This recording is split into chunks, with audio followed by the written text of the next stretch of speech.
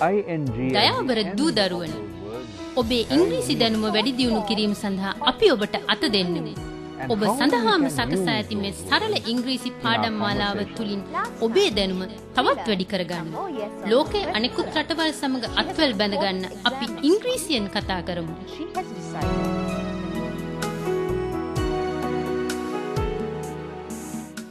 How do you get from place to place? Do you use the bus? Do you use the back of a tractor? Do you use a train? Or do you ride a bicycle? People use all of these forms of transport, but we also have what is called public transport. What is public transport? Well, usually a bus or a train where more than one person can travel. Maybe you could even have a van which offers public transport. So, how do you go to school? How do you travel to school? You could say, I usually travel by bus to school. Another person could say, I travel by train to work every day. So they are talking about using public transport. Or a child could say, every afternoon from school back home, I travel by van. In a sense, public transport, but a smaller number than you would find in a bus. But these are ways that you can move from place to place. Sometimes you might say, the bus was so crowded, I could not find a seat. Or it could also be said, the train was so full, there was no seat for me. You are talking about public transport. There are also questions that you can ask about public transport. Like, where do I take the bus to Badulla? That is, you want to know where the bus station is for the Badulla bus. So where do I take the bus to Badulla? You could also ask the question, how long is it from here to Badulla? What you're really asking is how long the journey will be. Is it 1 hour, 2 hours, or 3 hours of traveling from where you are to Badulla? So, how long is it from here to Badulla? You also want to find out what time the train leaves the station. You could ask, what time is the train to Badulla? What you're asking there is, what time the train leaves the station for Badulla. So these are questions about public transport that you can ask. Oh yes, there's one more question that you could ask. How much is the fare? What is the meaning of that question? Well, you want to know how much money they will charge for your travel on your selected or chosen mode of public transport, be it by bus or by train. So you need to practice and learn more about these terms and expressions, about things we do when we want to move from one place to another. But don't move, you stay, watch and learn. Hi, let's talk about travel and transport. First, I want you to listen to Mala talking about how she travels to Kandy. I usually go to Kandy every week. If I leave home at 6:30 in the morning, I can catch the bus which leaves the Colombo bus stand at about 7:30. I arrive in Kandy by 10:30.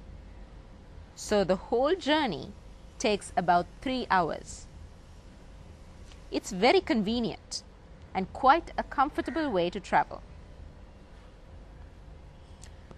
To explain where things are, we can use words like opposite, or behind, or between. For example, opposite the temple, behind the tree, between the police station and the bus halt. So to ask a question, we should use the form, where is the post office? And you can answer it by, the post office is opposite the bus halt. Let's look at another question. Where can I buy a loaf of bread? You can buy bread from the shop next to the post office. Now let's talk about expressions we use to tell time, such as early, in time, on time, and late. Take a look at this example. It was my sister's wedding last Saturday at 11 a.m. My mother was very nervous and she arrived early at about 9 o'clock. She was early because she arrived before the expected time. I arrived just in time at about 10 to 11. So I was in time because I arrived just early enough. My sister arrived exactly on time at 11 o'clock. So she was on time because she arrived exactly at the expected time. My brother, however, arrived at 11:30, late as usual. He was late because he arrived after the expected time. That is how we talk about early, in time, on time, and late. When we talk about the time of day, we use the words on, in, and at. Now remember, to use on, you would say, I play football on Wednesday. He has a piano lesson on Tuesday morning. The word in is used like this. I'm usually at home in the morning. She often sleeps in the afternoon. What about the word at? Now at we can use like this. We have dinner at 8:30 p.m. They usually go away at the weekend. Let's take a little bit of time to get to know words and phrases. We've been doing this, and I'm sure you've possibly enjoyed some of that. You'll enjoy it even more if you refer your dictionary. Yes, the dictionary is very useful. It helps us to find definitions of words, meaning meanings of words. And when you know the meaning, you can use it even better. So here's one word you can look up, and the word is flight. Flight. Yes, you hear that word all of the time. People often refer to having to take a flight to Singapore or to India or to Oman or Bahrain or wherever they want to go. They take a flight. Yes, what are we talking about there? A flight has the meaning of an arranged travel on an airplane. That arranged travel with an airline is referred to as a flight. But that's not the only meaning of flight. Flight also has reference to or has a meaning to do with what birds do. So you can refer to what you see in the sky when a bird flies. You referred to such a thing as such and such a bird in flight. Say you saw a myna rushing by you, and then you can point it out to someone and say, that's a myna in flight. So the act of flying is also called flight.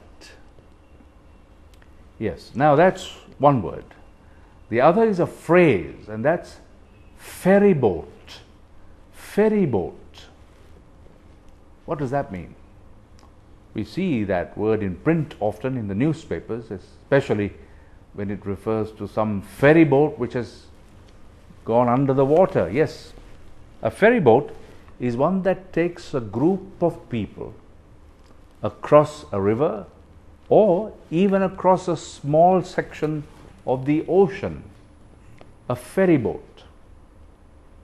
And for instance, the distance between Talaimanna and India is covered by a ferry boat.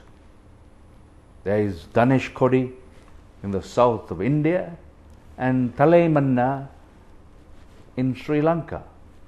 And if you want to go from one place to the other, you use a ferry boat.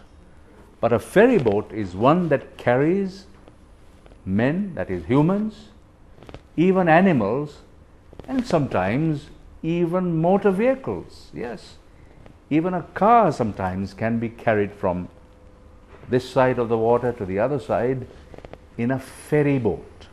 So it's a special kind of boat, a ferry boat. It's not a ship, it's obviously not a cargo boat, but it is a ferry boat. Just before we say goodbye, how about the word convenient? Convenient. That's a good word. Again, your dictionary will help you get the real meaning.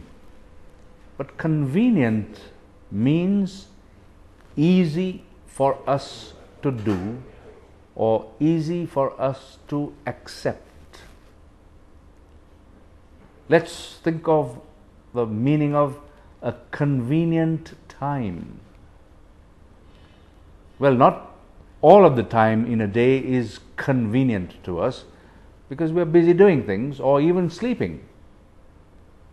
But if you want to visit friends to spend some time sharing some laughter, jokes and good times with them, then we have to do it at a time we are not sleeping.